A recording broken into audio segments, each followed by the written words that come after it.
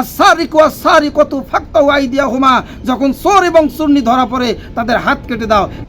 আসসালামু আলাইকুম প্রিয় বন্ধুগণ, ভূমিকা দেব না, সরাসরি ডাইরেক্ট কিছু কথা বলবো। মেহেরবানি করে একটু সময় দেবেন, আমার কথাগুলো একটু শুনে যাবেন। আমি কথা বলতাম না, কিন্তু সময় এবং পরিস্থিতি আমাকে বাধ্য করেছে কথা বলার জন্য। আজকে হঠাৎ করে একটা নিউজ দেখলাম, নিউজটা দেখার পরে মনে হলো যে না, এ ব্যাপারে আমাকে কথা বলতেই হবে। আমার এই ব্যাপারে কথা না বললেই নিজেকেই কেন জানি নিজেই অপরাধী মনে হচ্ছে।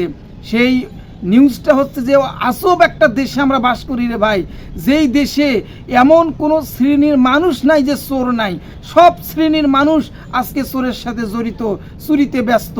আমরা কিছুদিন আগে দেখলাম যে সিলেটের সাদা পাথর চুরি হয়ে যাচ্ছে, যেটা নিয়ে পুরো দেশ তোলপাড় হয়ে গিয়েছিল, এখনও সেটা রেশ কাটে নাই।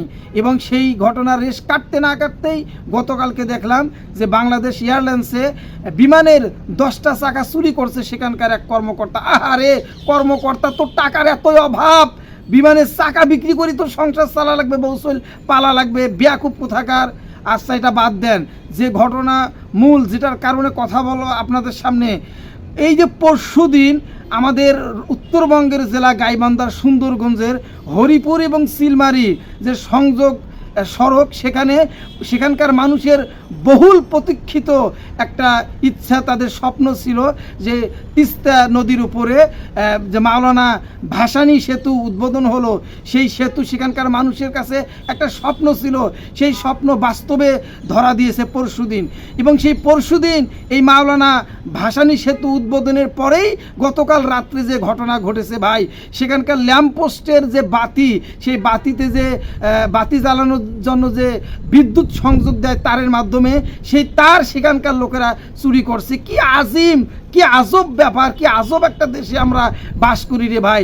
আর যেখানে প্লেনের চাকা চুরি হয়, যেখানে পাথর চুরি হয়, যেখানে বাতি চুরি হয়, যেখানে তার চুরি হয়, কোন দিন যে এই দেশটা চুরি হয় এই চিন্তায় বাঁচি না রে ভাই। হ্যাঁ, এই চোরের দেশ। এই যে বঙ্গবন্ধু শেখ মুজিবুর রহমান যে একটা কথা বলেছিল, মাঝে মাঝেই সেই কথাটা আমরা বলে থাকি যে মানুষে পায় চোরের খনি, মানুষে পায় স্বর্ণের খনি, রূপার খনি, আর আমি পাইছি চোরের খনি। আসলে ভাই বাংলাদেশটা চোরের খনি। আমরা যদি কোরআন দিয়ে চোরের বিচার করতাম, যেখানে কোরআনে স্পষ্ট বলা আছে আস-সারিকু ওয়াস-সারিকাতু ফাকতাউ আইদিয়াহুমা, যখন চোর এবং চোরনি ধরা পড়ে তাদের হাত কেটে দাও, তাহলে এই চোর আর চুরি করতে পারতো না। চুরি করতে গেলে তার অন্তর কাঁপতো, তার মনে ভয় লাগতো। তাই আমি মনে করি আগামীর বাংলাদেশ যদি আমরা ইসলামের বাংলাদেশ গড়তে পারি, কোরআনের শাসন প্রতিষ্ঠিত করতে পারি, কোরআন দিয়ে যদি আমরা বিচার পরিচালনা করতে পারি, ইনশাআল্লাহ এই চোর আমরা নির্মূল করতে পারবো। আপনারা কি বলেন?